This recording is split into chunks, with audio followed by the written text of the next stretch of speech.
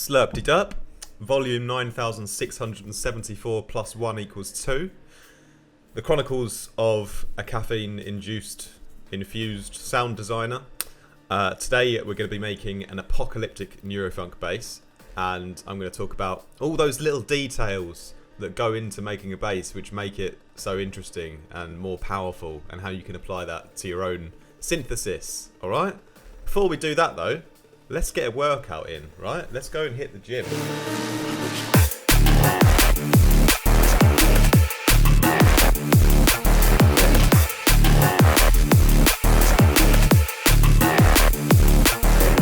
Done a little bit of cardio just to get the blood flowing, and now we're just going to do a little bit of strength and then head home and crack open Vital.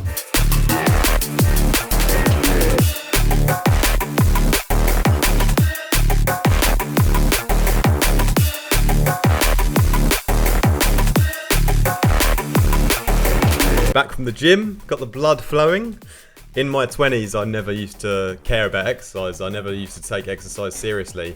And I actually had depression, I had anxiety, had chronic back pain for 5 years. And I also felt that I had to always be in a relationship, because I wasn't really working on myself or feeling proper confident in myself.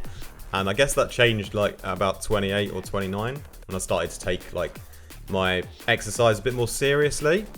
And I don't really mind too much about the aesthetics. It's more just mental health and just feeling, ready to do your work and that kind of stuff. So yeah, as soon as I started to sort of take it a bit more seriously, literally all of those problems went away. Depression, don't have any more. Anxiety, gone. Chronic back pain, gone.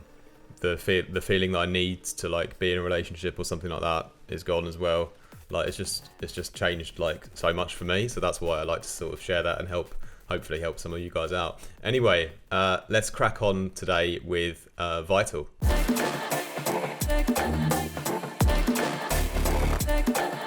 Alright then, my G's. So I want to talk about how you can make a really nice and detailed bass sound, specifically for neurofunk, but you can apply this tip for all sound design and production. So for me, what I think about often is the background of a track or the background of a sound, because in a way, what happens in the background by contrast allows the foreground to sound even better or worse. So there's always a bit of a relationship with the depth, in a whole song and also in specific sounds. So if I want to make a new bass sound and I want it to sound really detailed, I almost want it to have a main sort of movement that's noticeable in the foreground, but then in the kind of background I also want some other detail that is perhaps a different kind of movement. So how we're going to make this bass is we're gonna have sort of a main movement going on, and then we're gonna have lots of sort of little detailed background kind of movements as well that we can do with modulation and filtering and all kinds of stuff. Let's have a little listen to the bass. I'm gonna play 2 versions of it. So one version is straight out of Vital, and then we'll do it with the drums and just listen to the movement and the kind of power of it. And then I'm going to turn on my post-processing as well, and then we'll listen to that with and without the drums. So here is just the Vital patch on its own.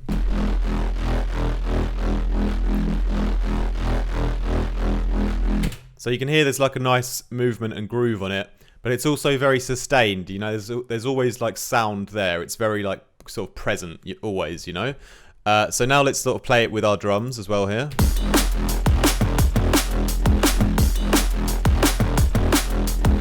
So it's really nice, goes with the groove, but it's starting to already conflict with the drums because it doesn't quite have enough, volume automation. Basically, it doesn't let the kicks and snares cut through and all this kind of stuff.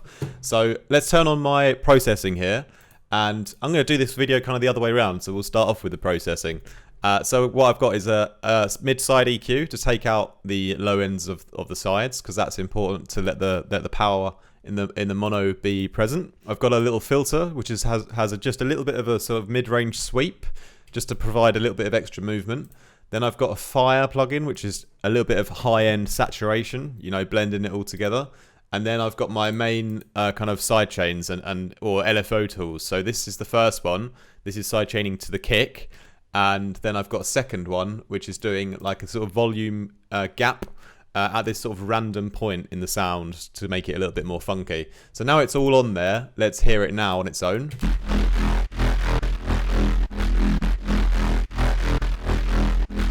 So it's a lot more sort of choppy, but if we add in the drums again now, and now take a listen.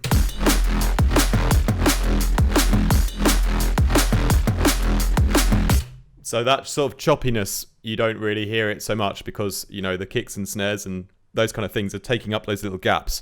So it's a little bit more funky. It's a little bit more in a nice rhythm with the drums, and therefore we've created the space in the sound so that it then actually sounds louder and more powerful because we've taken things away from it. So, you know, the filtering and the LFO, you know, we're taking things away from the overall, you know, bass line, and that's, you know, making it actually, by comparison, more powerful because it's sitting in the right spaces in the timing of the whole loop. So one more time then.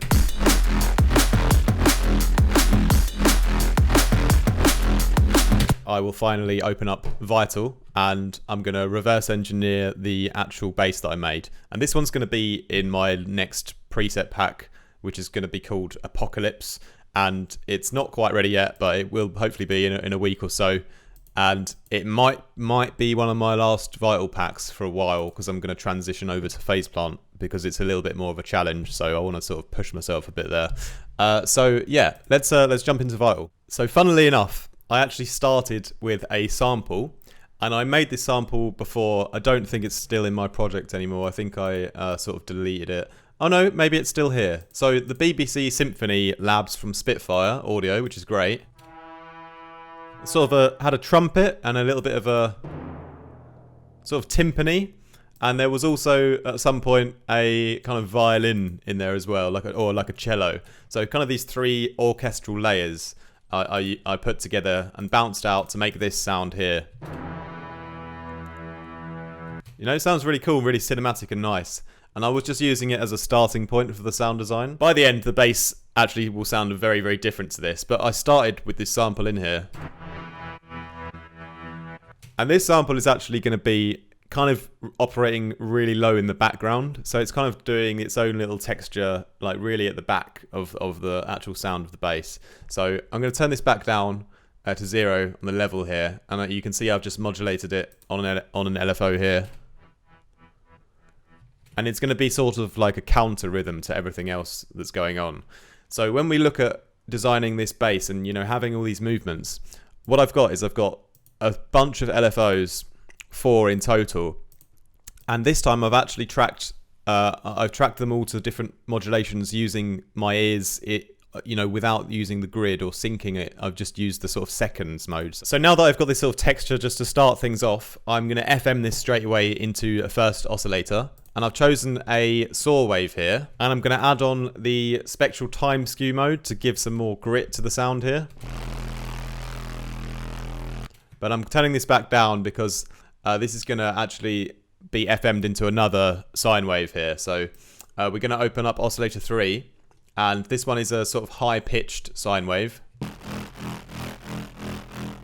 And just by sort of sheer luck, you know, playing with the pitching of the oscillators, you know, I found that -12 on this one and +12 on this one provided me with this nice result here.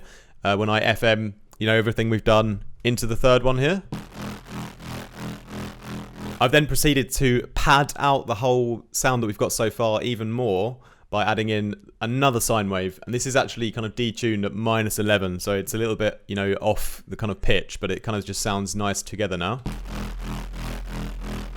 So if we talk about the movement of the sound, you know, this do no no no kind of rhythm, that's actually majoritively coming from the detuning between the oscillators. Okay, that's creating the actual kind of rhythm. So how we've got that, you know, to work, you know, the unison, if it was on 0 here on this oscillator, for example, it's very sort of flat. So if I sort of revert to how it was up at 16%,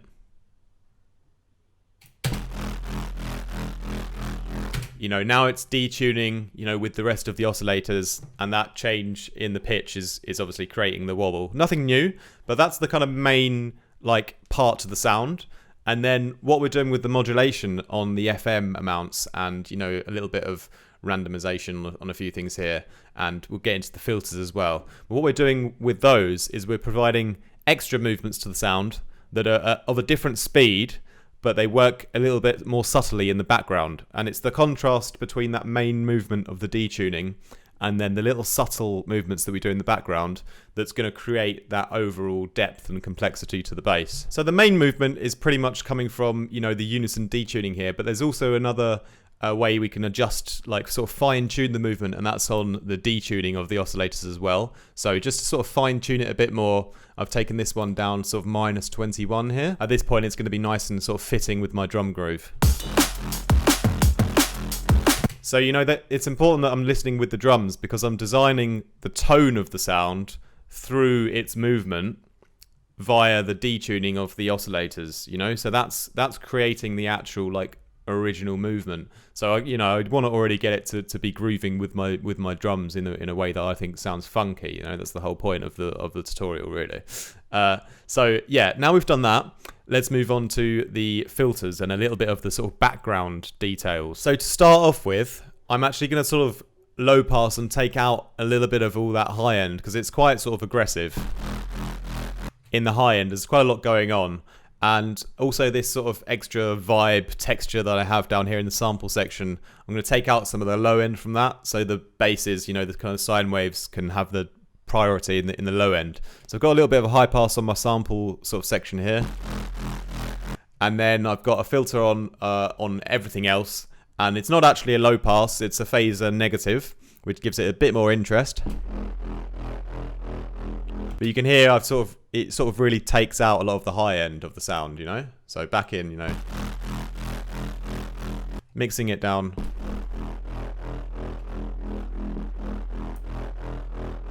You know, I have it set to an LFO, the cutoff, and as you can see, it's a very slow moving one. And you know, this is one of those background movements that's, you know, you don't focus on because the main movement is the detuning, but this background is going to provide the extra sort of detail that you don't really realize is there. And yeah, so basically, you know, I've sort of accentuated these low mid-range areas, taken out some of the high end to sort of shape it a bit more.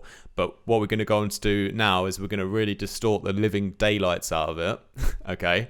And, you know, once we've done that, you know, distortion will obviously always bring up the high end a lot more. So that's why I've sort of taken it out a bit first and like given a bit more power to the mid-range. So when we distort it up again, you know, that high end is going to be a bit more balanced out. So let's move over to the effects. So the first thing I've added is a compressor, and I'm not really using it as a compressor. And here's a little trick that I like to do with this Vital one, because it gets really extreme if you sort of just whack up the attack and leave the release down. So if I turn the mix up so you can hear what it does,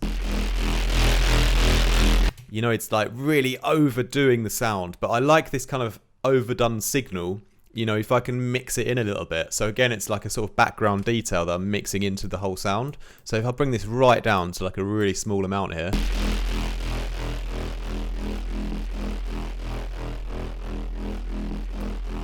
sort of this like background high energy sort of signal into the sound. I mean, it's like 0.02%. It's such a small amount, but it gives more energy. Next up, I've got a filter, and this one also is tracking to an LFO, which is, again, like separate from the main movement of the sound, the detuned movement. And it's just, again, it's just like shaping the sound by moving the mid-range around a little bit here.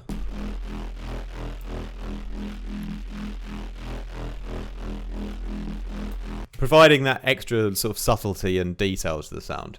Next up, we've got a bit of distortion, and this is, well, I say a bit, it's probably quite a lot.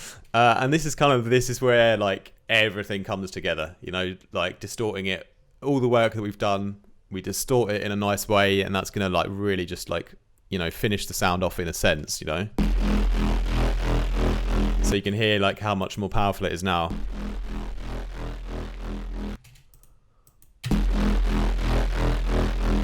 But the reason it works, you know, the reason it has become so powerful but yet clean is because we've done things, you know, in the right kind of way in terms of the harmonics, you know. If I'd left this filter off, oh, that does sound pretty dope actually. But it's very powerful in the high end. So maybe let's mix it back a little bit.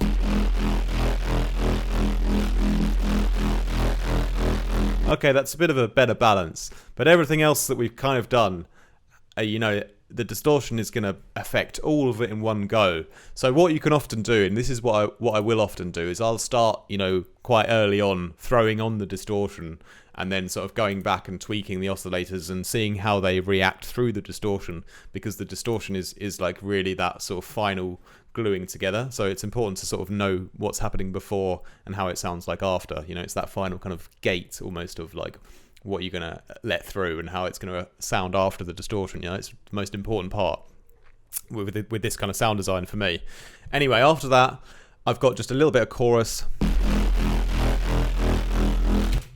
And the idea here is I'm exaggerating a few of the harmonics to give a little bit more width to the sound in a controlled way. So I've frozen the chorus mode so it's not random, and I've put this again onto my LFO here, and so it's kind of moving at a speed that I determine myself using my ears, and you know, I just modulate the delays, just tweak the depth and the mix and the feedback until it kind of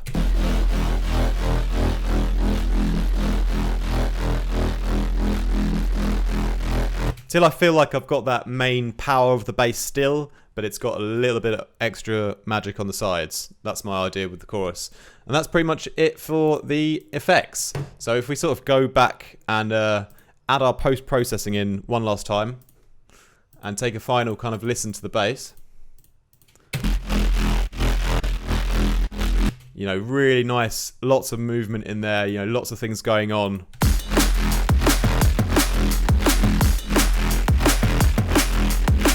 But you hear that that main kind of groove, you know, that's still the focal point of everything, you know, and that was done in the detuning, and that was done by ear, you know, and that's the magic of how the oscillators work together. And then everything else we did afterwards was the details in the background to give that like sense of more kind of energy and more things going on that you don't really sort of pay attention to.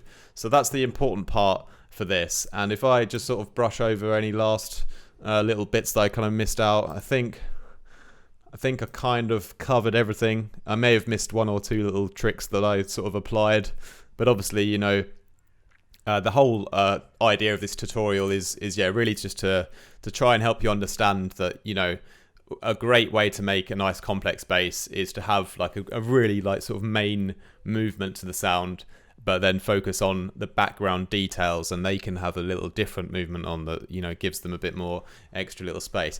Oh, I just remembered one thing I missed. So on these little background movements, you know, a great thing you can do in Vital, which you can't, like, you can probably do in Phase Plant, but I have not been able to do it so, you know, so straightforward and easily, is just the stereo knob, you know. So on these little LFOs that are doing the sort of background details, you know, on the other little, you know, the little bits on the FM, the little bits of filter movement on all of these, you know, I've tweaked the stereo a little bit to the left, or, you know, a little bit to the right, or I don't know, my left and right, obviously. But yeah, that's sort of placing the little details, you know, in a little bit of different areas. So we're also adding to the complexity of the width of the sound. So those little subtleties can be heard, you know, around different parts of the stereo kind of spectrum, you know. So that's like creating that overall, like, all-encompassing, detailed parts and backgrounds to the sound, but with that main movement sort of still being the focus. There you have it, my G's. That's the advanced Mega Neuro Apocalyptic bass tutorial coming forth on a preset pack soon. Much love, my G's. Please don't do anything I wouldn't. Love you. Bye.